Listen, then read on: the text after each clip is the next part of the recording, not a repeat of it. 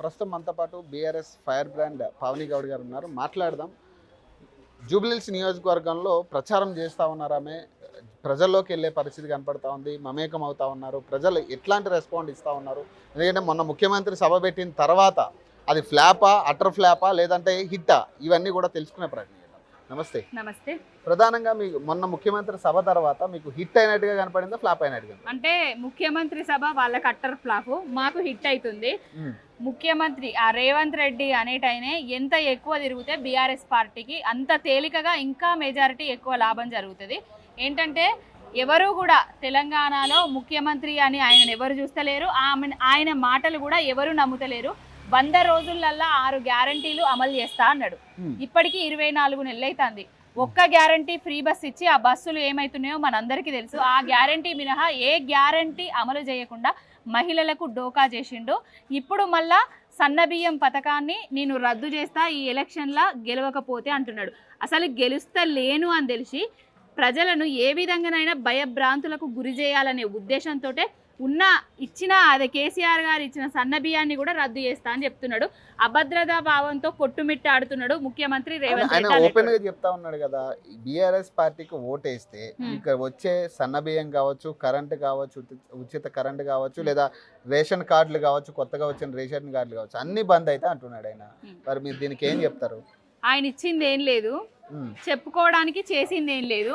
అదే ఏదో కేసీఆర్ గారి ఇచ్చిన సన్న బియ్యాన్ని కూడా రద్దు చేస్తా అని చెప్తున్నాడు. అభద్రతా భావానికి లోనయ్యి ఓటమి భయంతో ప్రజలను ఏదో మభ్యపెట్టాలని, ఏదో ప్రలోభ పెట్టాలనే ఉద్దేశంతో ప్రజలను భయభ్రాంతులకు గురి చేస్తాను. అసలు ఎవరైనా ముఖ్యమంత్రి అనేటోడు ఇచ్చేటోడు స్క్రిప్ట్ అన్నా కరెక్ట్ ఇత్తలేడు, చదివేటోడు స్క్రిప్ట్ అన్నా కరెక్ట్గా చదువుతలేడు. ఏది పట్టుకున్నా మొషి బొగ్గు, ఏది పట్టుకున్నా దాంట్లో తవ్వినా కొద్దీ కొన్ని వెళ్ళినట్టుగా రేవంత్ రెడ్డి తప్పిదాలన్నీ బయటకు వస్తున్నాయి. అసలు ఇప్పటి వరకు కూడా ఇక్కడ మీరు మొత్తం ఇదంతా తిరగండి. రేమత్ నగర్ డివిజన్లో ఫ్రీ కరెంట్ అన్నారు కదా, ఎవరికన్నా ఫ్రీ వస్తుందో అడగండి. నేను ఇల్లు ఇల్లు గల్లీ గల్లీ ప్రతి ఒక్క ఆడబిడ్డకు చేసి అడుగుతున్నా, అక్క మీకు ఫ్రీ కరెంట్ వస్తుందా, 500 గ్యాస్ వస్తుందా, తులం బంగారం వచ్చిందా, స్కూటీలు వచ్చినాయా, 1,00,000 అదే ఏదైతే ఇస్తా అన్నాడో అవన్నీ హామీలు నెరవేరినాయి అంటే ఏ ఒక్క హామీ నెరవేరలేదు. ఒక్క హామీ మాత్రం నెరవేరింది, తన్నుకునుడు గుద్దుకునుడు హామీ, అదే ఫ్రీ బస్ ఇచ్చి అని చెప్తున్నారు. అంతే తప్ప ఏం లేదండి. తెలంగాణ ప్రజలు, జూబ్లీహిల్స్ ప్రజలు అందరూ ఒకటే ముక్త కంఠంతో మళ్ళా కేసీఆర్ రావాలి, తెలంగాణ బాగుపడాలి అని కోరుకుంటున్నారు. ఆయన ముఖ్యమంత్రిగా ఆయన ఏం చెప్తా ఉన్నాడంటే, ఈసారి కాంగ్రెస్ ని గెలిపియండి మీరు, సో కాంగ్రెస్ని గెలిపిస్తే ఈసారి అభివృద్ధి చేస్తాం, అభివృద్ధి పాయింట్ చూపిస్తామని ఆయన సవాల్ చేస్తా ఉన్నాడు కదా. ఇప్పటి వరకు గెలిపించి 2.5 ఏండ్లు అవుతుంది. ఇప్పటి వరకు కూడా చేసింది ఏం లేదు. ఇంకో 2 ఏండ్లల్లో ఆయన ఏం చేస్తాడండి? చేయడానికి ఏం లేదు. విధ్వంసాన్ని, వినాశనాన్ని సృష్టిస్తా తప్ప ఇంకొకటి ఏం లేదు. మైనారిటీకి అజారుద్దీన్కి మేము మంత్రి పదవి ఇచ్చాం, మీరు ఇక్కడితోనే మీరు అర్థం చేసుకోవచ్చు, మైనారిటీకి పెద్దపీట వేస్తుంది కాంగ్రెస్ పార్టీ అంటున్నారు. మైనారిటీలను ఎంత చులకన భావం చేస్తున్నాడంటే వాళ్ళ ఓట్ల కోసం, వాళ్ళ కోసము అజారుద్దీన్కి మంత్రి పదవి ఇచ్చినట్టుగానే ఇచ్చి ఆయనకు ఏ శాఖను కూడా కేటాయించకుండా అవమానానికి గురి చేస్తున్నారు. ఈయన చేతులున్న విద్యాశాఖ ఇవ్వచ్చు కదా, ఈయన చేతులున్న ఏదైతే హోంశాఖ ఉంది కదా అది ఇవ్వచ్చు కదా.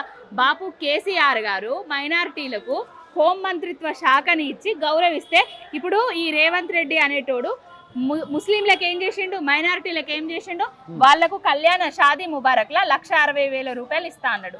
ఇప్పటి వరకు అత్తాలేదు పత్తాలేదు. ఇక పొన్నం ప్రభాకర్ అయితే తులం బంగారం మేము హామీ ఇచ్చినప్పుడు 50,000 ఉన్నది, ఇప్పుడు 1,50,000 పెరిగింది. ఇక మేము ఇచ్చుడు మాతోటి కాదు, మాకు శాత కాదు అనేసి చేతులు ఎత్తెత్తున్నారు. వీళ్ళని నమ్ముకున్న, వీళ్ళని గెలిపించిన తెలంగాణకు కానీ తెలంగాణ ప్రజలకు కానీ ఒరిగేది ఏం లేదనేసి అందరికీ అర్థమైపోయింది. ఇచ్చేటోడు స్క్రిప్ట్ సరిగ్గా ఇత్తలేడు, చదివేటోడు స్క్రిప్ట్ సరిగ్గా చదువుతలేడు. ఇచ్చేటోడు ఎవడో ఎడ్డోడై ఉంటాడు, చదివేటోడు కూడా ఎడ్డోడిగానే చదువుతున్నాడు. అంటే ఇప్పుడు నవీన్ యాదవ్, శ్రీశైలం యాదవ్ ఒక సవాల్ చేస్తా ఉన్నాడు, కేసీఆర్ నాకు చాలా దోస్తు, మేమిద్దరం మందు కొట్టేటోళ్ళం, నేను గనక ఒక్కసారి నోరిప్పితే, నా జోలికి వస్తే నేను ఒక్కసారి నోరిప్పితే కేసీఆర్ గుడ్డలు ఇప్పినట్టే అంటున్నాడు. అయితే ఈ మధ్యలో ఫ్యాషన్ అయిపోయింది, కేసీఆర్ నా చెడ్డీ దోస్తు, కేసీఆర్ నేను కలిసి ఒకటే దాంట్లో కూర్చున్నావు, ఒకే గ్లాసులో తాగినామని పెద్ద పెద్ద పొంకణాలు పొంగుతున్నారు.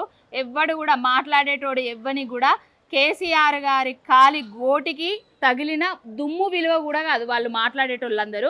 అసలు కేసీఆర్ అనేటైనా శిఖరం అనే అంతటోడు, కారణ జన్ముడు. ఆయన తెలంగాణ కోసమే పుట్టిండు, తెలంగాణ దేవడమే ఆయన తెద్దాము అనుకున్నాడు, తెచ్చిండు.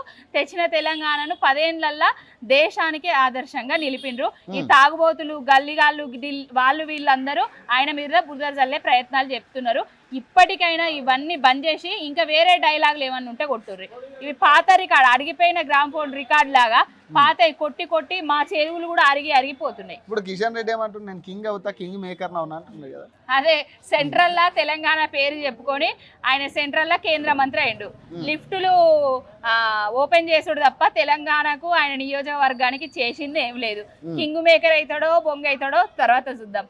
కానంటే మీకేమనిపిస్తా ఉంది, మీరు తిరుగుతున్నారు కదా ప్రజల్లో, మీకేమనిపిస్తా ఉంది? ప్రతి ఒక్క గడప, ప్రతి ఒక్క ఇల్లు, ప్రతి ఒక్క అవ్వ, ప్రతి ఒక్క తాత, ప్రతి ఒక్క అక్క, ప్రతి ఒక్క అన్న, ప్రతి ఒక్క జూబ్లీ హిల్స్ ఓటరు గోపన్నకే మేము ఓటేస్తాం, కేసీఆర్ అన్నకే మా ఓటు. మైనారిటీ సోదరి మనలైతే నిజంగా చెప్తున్నా, వాళ్ళకి ఇచ్చిన షాదీ ముబారక్ గురించి కానివ్వండి, వాళ్ళకి ఇచ్చిన రంజాన్ తోఫా గురించి కానివ్వండి, వాళ్ళ పిల్లల కోసం పెట్టిన గురుకులాలు, మైనారిటీ వెల్ఫేర్ స్కూల్స్ గురించి కానివ్వండి, వాళ్ళ పిల్లల కోసం ఏవైతే సన్నబియ్యం ఇవన్నీ పెట్టినరో ఆ పథకాల గురించి బ్రహ్మాండంగా చెప్తున్నారు. మేము గవర్నమెంట్ హాస్పిటళ్లకు పోయినప్పుడు కేసీఆర్ ఉన్నప్పుడు గవర్నమెంట్ దవాఖానల మంచి ట్రీట్మెంట్ ఉండేది. ఇప్పుడు గవర్నమెంట్ దవాఖానలకు సుస్థి పట్టింది, పోలేని పరిస్థితి వచ్చింది అని చెప్తున్నారు. కేసీఆర్ గారు మైనారిటీలకే కాదు ప్రతి ఒక్క వర్గాన్ని దృష్టిలో పెట్టుకొని సంక్షేమ పథకాలను ప్రవేశపెట్టారు. కేసీఆర్ ఉన్నప్పుడు పుట్టబోయే బిడ్డ దగ్గర నుంచి కాటికి కాలు జాపిన ముసలమ్మల వరకు సంక్షేమ పథకాలు వచ్చినాయి. ఇప్పుడు రేవంత్ రెడ్డి వచ్చిన తర్వాత పుట్టబోయే బిడ్డ దగ్గర నుంచి కాటికి కాలు జాపే ముసలమ్మ వరకు సంక్షేమ పథకాలు ఇవ్వకుండా డోకా చేస్తున్నాడు. హైడ్రా తోటి ఇల్లు గురుస్తున్నాడు. పిల్లల స్కూల్ బ్యాగులు లోపలున్న ఇల్లు గురుస్తున్నాడు. పిల్లలను రోడ్ల మీదకి తీసుకొస్తున్నాడు.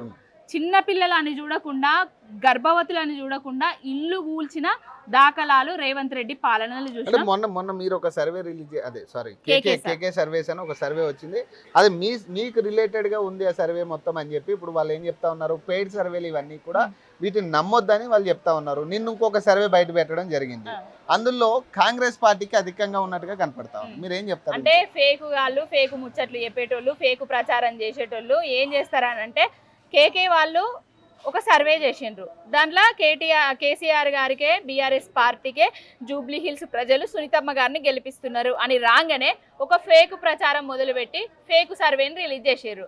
మీరేం చేస్తారో మేము అది చేస్తానం అంటే, ప్రజలకు రేపు ప్రజలు ఓట్లేసి గెలిపిస్తామన్న ప్రజలను కాకుండా వీళ్ళు ఏదైతే కాంగ్రెస్ వాళ్ళు మాట్లాడుకుంటారో ఆ సర్వేలను బయట పెడుతున్నారు. వాళ్ళ విఘ్నతకై వదిలేస్తున్నాం. ఎన్ని సర్వేలు వచ్చినా ఏమొచ్చినా కూడా జూబ్లీ హిల్స్ గడ్డ మీద బీఆర్ఎస్ జెండా ఎగరబోతుంది. సునీతమ్మ గారు భారీ మెజారిటీ తోటి గెలవబోతున్నారు. ఇప్పుడు ఒక ఫైనల్ గా ఒకటి చెప్పండి, రేవంత్ రెడ్డి ప్రచారం వల్ల, అంటే ఇప్పుడు మళ్ళీ 9వ తారీఖు వరకు ప్రచారాలు ఉన్నాయి, ఇప్పుడు ఈ ప్రచారం వల్ల కాంగ్రెస్ కి ఏమన్నా కలిసి వచ్చే పరిస్థితి ఉంటుందా? మీకు గడ్డికాలం పరిస్థితి కనపడతా?